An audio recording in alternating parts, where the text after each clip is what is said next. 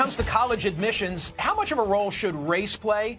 That question back in the news this week. For the first time in Harvard University's history, the majority of students accepted into the incoming freshman class identify as non-white, 50.8% to be precise. But at the same time came news that the Department of Justice is investigating allegations the school is denying places to qualified Asian American students. Vijay Jojo Chokal-Ingam, now the head of admissions consultant at Interview SOS, has a unique experience with this topic. An Indian American, he realized the only way that he would be accepted at med school would be to pass as black. He chronicled his experiences in his book, Almost Black, the true story of how I got into medical school by pretending to be black. Vijay Chokal-Ingam joins me now. So you were studying statistics at the University of Chicago, and you say to yourself, I don't stand a chance with my 3.1. What did you do? Well, I shaved my head, I trimmed my eyelashes, and I decided to join the organization of black students so I could apply to medical school as a black man. I also used my middle name, Jojo. I subsequently interviewed at medical schools across the country and managed to get waitlisted at Washington University and the University of Pennsylvania, then ranked the second, the third, and fourth best medical schools in the country, and got into St. Louis University School of Medicine, despite the fact that my pretty pitiful 3.1 GPA was dramatically lower than their average of 3.7. Now, I wanted to mention a statistic you mentioned earlier in the program, which is that the majority of Harvard is now a minority. And I don't think that's true. I think that's very deceptive, because I think you're forgetting about the Pocahontas factor. And that is that there's a large number of people who are whiter than winter in Alaska who pose as minorities based on flimsy reasons, and as a result it skews the statistics because they know that it can improve their chances of admission. So self-reporting of statistics that a minority, I don't think that's necessarily the best data to use. So Vijay, what you're saying is that you didn't just check a box, you went full-on Tootsie, and there are others out there who may not adopt the personification of a particular group. But they're checking the same box in the same way. I'm an independent admissions consultant. And I have so many clients who, they have an African-American great-great-grandfather, their great-great-grandmother was Hispanic or something like that. And for very flimsy reasons, they call themselves minority because they know it's going to improve their chances of admissions. So we cannot ignore the Pocahontas factor when you look at that statistic that 51% of people at Harvard are saying that they're all right, well, listen,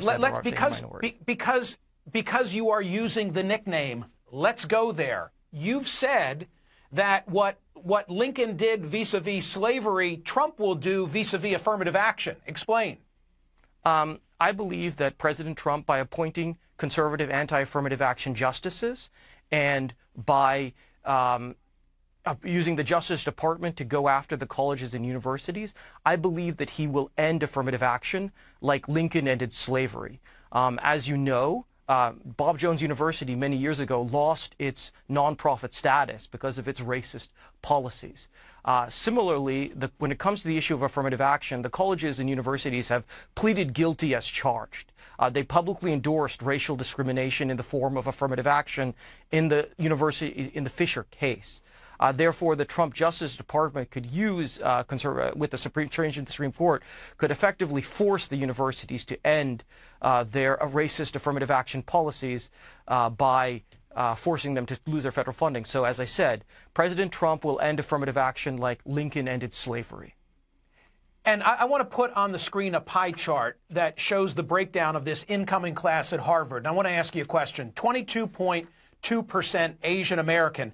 How many Asians are too many Asians for the Harvard incoming class? Should there be any limit whatsoever? What if on the merits, if you go by GPA and SAT score, you could fill the entire class at Harvard with Asian Americans? Should they do so?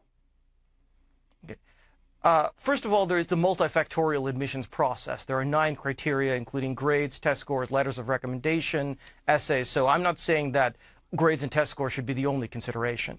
The second thing is data can easily be manipulated. I'm a CFA charter holder, but I can assess that. But the simple point is that as an Asian American It is harder to get into college or graduate school than any other racial category. In every place where the data is available, it is consistently harder for an Asian American to get in. I used the example earlier of medical school admissions, where it was 50% easier to get into medical school as an Asian American compared to an African American. So statistical data, there is no rationalization for racism. Affirmative action is a system of legalized racism. It is a racial classification system that changes people's chances of admission to college or graduate school, and there is no justification for it. But Vijay, you understand you understand the point that I'm trying to make, which is to say that from the perspective of the admissions office, they are seeking to assemble a diverse student body. And if Asians on the merits could dominate the class, they might not want to do that, because that therefore detracts from the ability of having equal representation of all groups. You get the final word as long as you make it quick. I'm glad that you brought up that point. I had the opportunity to go to UCLA, which is a school that doesn't practice affirmative action in admissions.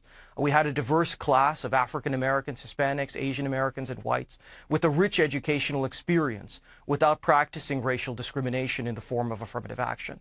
So I don't want anyone to believe that affirmative action racism is essential to a good education. Understood. Vijay Jojo Chokal-Ingam, by the way, Mindy Kaling's brother. I saved that for the end. Thank you for being here.